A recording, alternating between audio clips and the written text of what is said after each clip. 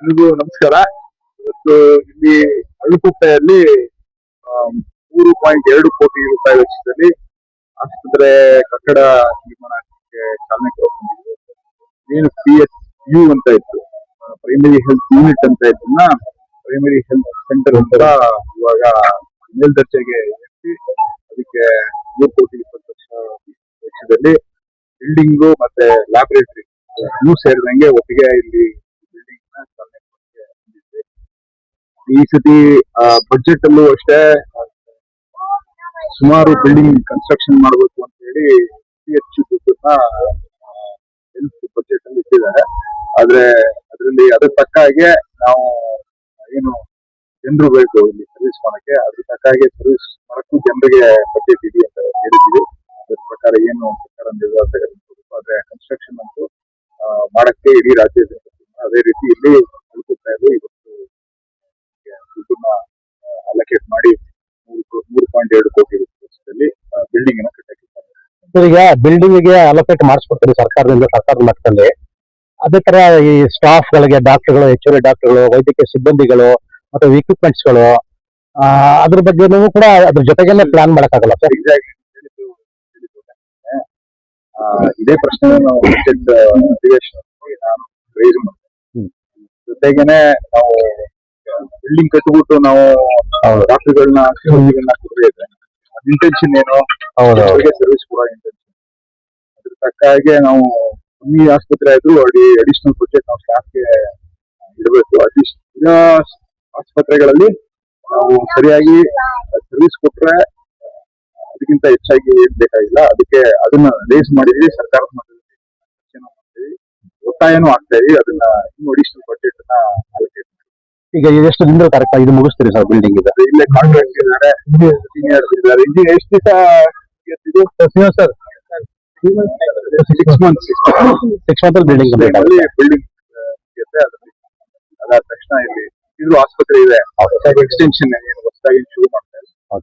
ಪಕ್ಕದಲ್ಲಿ ಹೊಸ ಬಿಲ್ಡಿಂಗ್ ಅಲ್ಲಿ ಎಲ್ಲ ಮೂವ್ ಆಯ್ತು. ಸಾರ್ವಜನಿಕ ಸೊ ಮೇಲ್ದರ್ಜೆಗೆ ಅಂದ್ರೆ ಇವಾಗ ಅದು ಎಷ್ಟು 150 ಫೀಟ್.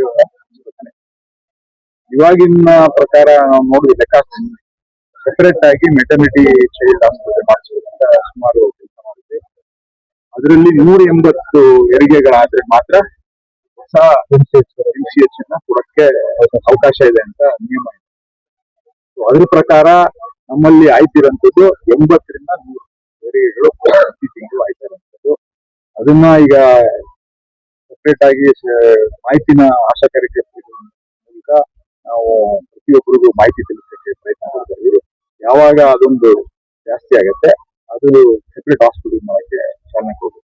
ಎರಡನೇದು ಇರೋ 150 ಬೆಡ್ ಹಾಸ್ಪಿಟಲ್ ಏನಿದೆ ಅದಕ್ಕೆ ನಾವು ಫುಲ್ ಕೆಪಾಸಿಟಿಯಲ್ಲಿ ಇಲ್ಲ. ಅಂದ್ರೆ ಅಷ್ಟು ಜನರು ಯೂಸ್ ಮಾಡ್ತಾ ಇಲ್ಲ. ಇನ್ನ ಯಾವಾಗ 150 ಬೆಡ್ ಕೆಪಾಸಿಟಿ ಜಾಸ್ತಿ ಲಿಮಿಟ್ ಆಗುತ್ತೆ, ಅದಾದ್ಮೇಲೆ ಅದನ್ನ ಮೇಲ್ದರ್ಜೆಗೆ ಏರ್ಸಕ್ಕೆ ಅವಕಾಶ ಇದೆ. ಅದ್ರ ಪ್ರಕಾರ ಅಂಕಿಅಂಶಗಳನ್ನ ನಾವು ತಗೊಂಡಿದೀವಿ. ಎಷ್ಟು ಜನ ಬರ್ತಾ ಇದಾರೆ ಪೇಷಂಟ್ಸ್, ಎಷ್ಟು ಜನಕ್ಕೆ ಸರ್ವಿಸ್ ಕೊಡ್ತಾ ಇದೀವಿ ಈ ಆಸ್ಪತ್ರೆಗೆ, ಮುಂದೆ ಮೇಲ್ದರ್ಜೆಗೆ ಏರ್ಸಕ್ಕೆ ಏನ್ ಮಾಡ್ಬೇಕು ಅನ್ನೋದಕ್ಕೆ. ಆದ್ರೆ ಈಗ ಸ್ವಲ್ಪ ಬದಲಾವಣೆಗಳನ್ನ ಮಾಡ್ತಿದ್ದಾರೆ. ಗೈನಕಾಲಜಿಸ್ಟ್ ಮತ್ತೆ ಈಗೆಲ್ಲ ಒಬ್ಬೊಬ್ರಿದ್ರು, ಪೀಡಿಯಾಟ್ರಿಷಿಯನ್, ಅನಸ್ತೆಟಿಸ್ಟ್ ಒಬ್ಬೊಬ್ರಿದ್ರು. ಈಗ ಇಬ್ಬಿಬ್ರನ್ನ ಜನರಲ್ ಹಾಸ್ಪಿಟಲ್ಗೆ 24/7 ಹೆರಿಗೆ ಯಾವುದೇ ರೀತಿ ಮಾಡ್ಬೇಕು ಅಂತ ಹೇಳಿ ಇದನ್ನ ಡಾಕ್ಟರ್ಗಳನ್ನ ಮಾಡಿದ್ದಾರೆ. ಅದನ್ನ ಬದಲಾವಣೆಗಳ ಸರ್ಕಾರದಿಂದ ಮಾಡಿದ್ದಾರೆ. ಪ್ರಾಥಮಿಕ ಆರೋಗ್ಯ ಕೇಂದ್ರ ಅಂತ ಮಾಡಿದ್ರು. ಆದ್ರೆ ಇದ್ದಂತ ಬಿಲ್ಡಿಂಗು ಕೇಂದ್ರಕ್ಕೆ ಸಾಲ್ತಿರ್ಲಿಲ್ಲ. ಈಗ ಆ ಬಿಲ್ಡಿಂಗ್ ಕೊಟ್ಟಿದ್ದಾರೆ. ಬಿಲ್ಡಿಂಗ್ ಕೊಟ್ಟಿದ್ರೆ ಏನಾಗಿದೆ, ಈಗ ಡಾಕ್ಟ್ರು ಕೆಲಸ ಮಾಡ್ತಾರೆ. ಡಾಕ್ಟ್ರೇ ಎಲ್ಲ ಕೆಲಸನೂ ಮಾಡಬೇಕಾಗದೆ. ಟೆಕ್ನಿಷಿಯನ್ ತವಿಂದ ಹಿಡಿದು ಎಲ್ಲ ಕೆಲಸನೂ ಅವ್ರನ್ನ ಮಾಡಬೇಕಾಗಿದೆ. ಆದ್ರಿಂದ ನಮ್ಮ ಗ್ರಾಮಕ್ಕೆ ಈ ಟೆಕ್ನಿಷಿಯನ್ನು, ನರ್ಸ್ಗಳು ಒಬ್ರು ನನ್ನ ಲೆಕ್ಕದಲ್ಲಿ DHO ಇದ್ದಾರೆ, ಒಬ್ರು ನರ್ಸು ಬೇಕು.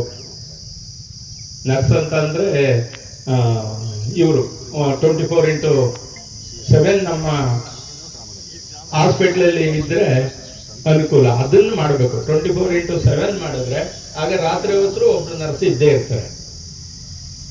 ಆಮೇಲೆ ಬೇರೆ ಸಿಬ್ಬಂದಿಗಳು ಇಲ್ಲಿಲ್ಲ, ಎಲ್ಲನೂ ಡಾಕ್ಟರ್ ಮಾಡ್ಕೊಳ್ತಾ ಇದ್ದಾರೆ. ದಯಮಾಡಿ ನಾನು ನಮ್ಮ ಜನತೆಯ ಪರವಾಗಿ DH ಅವ್ರು ಕೇಳ್ತಾ ಇದ್ದೀನಿ, ಎಲ್ಲಿಂದಾದ್ರೂ ನಿಯೋಜನೆ ಮಾಡಿ ನಮ್ಗೊಂದು 2-3 ಜನ ಸಿಬ್ಬಂದಿನ ಮೊದಲು ಹಾಕಿ.